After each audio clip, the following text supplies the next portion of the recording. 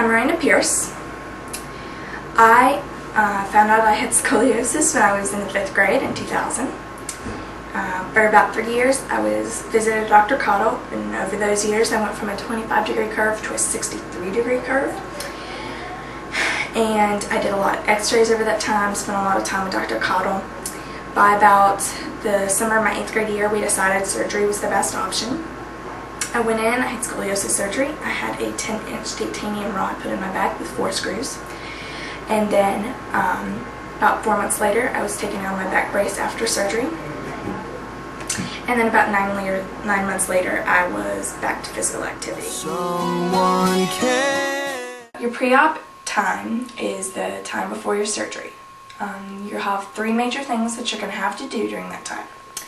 One is giving blood. Then you're going to go visit the hospital, and then you're going to go take your electric stimulation test, which is going to be done on the same day you do your hospital visit. You've got to give blood at the American Red Cross because you need to have a couple units of blood on standby so that in case something happens that they have to give you blood, you'll have it on hand and it'll be your blood type. It's not that hard. You go in 2 times. They're really nice. They give you t-shirts and food, and it's a lot of fun. Your second thing is visiting the hospital. You take about half a day off of school and go visit the hospital you're going to be staying in. You see the waiting room, you see the ICU room, your regular room, the fun room. You get to see the playroom, all that kind of stuff. Then you're going to go to another part of the hospital and take your ES test or your electric stimulation test. During surgery, you're going to have electrodes put down your head, down your back, down your legs, along the spinal nerves. And they're going to be shooting impulses into you to see that the nerves in your spinal cord still work. And so if something doesn't come back, they know something's wrong and they'll stop surgery and go back and fix it. But before that, they've got to make sure that the electrodes work, that they're set specifically for you. So you're going to go in and they're going to tape them to you, and then once they're going to test them.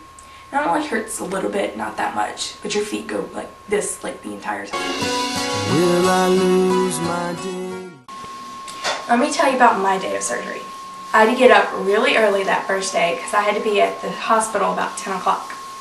When I got there, I was taken to the patient waiting room where I put on my gown and my stockings. Stockings are put on because when you're laying down in a surgery for a long period of time, clots sometimes form in your legs.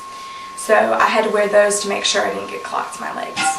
Then they brought my pill to me, and that pill was supposed to relax me and make me ready for surgery. As that pill was starting to work, they came in, the nurses, and put in my IVs and my electrodes. Once all that was on and the pill had finished working, I said goodbye to my parents and they rolled me off to surgery. Once I was in the operating room, I had 4 doctors. I had my cardiovascular surgeon, Dr. Clark.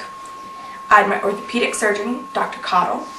I had a neurologist that watched the nerves in my spine while I was in surgery, and an anesthesiologist. First thing that happened was Dr. Clark came in and he made the 10-inch incision that I have on my side. And then he moved all the muscles and the blood vessels and the organs that are in the way to getting to the spine. Once all those were out of the way, Dr. Cottle came in and he began making the paste that was going to be used for my fusion. To do that, he took out the 4 discs that he needed to take out, which were the discs between my vertebrae and my spine. So those were out. He combined bone from my other parts of my body, my ribs, sea coral, and red blood cells that he had gotten from blood that he had taken from me earlier in the surgery. Once he had that done, he straightened my spine to about 20 degrees, which is about as straight as he could get it.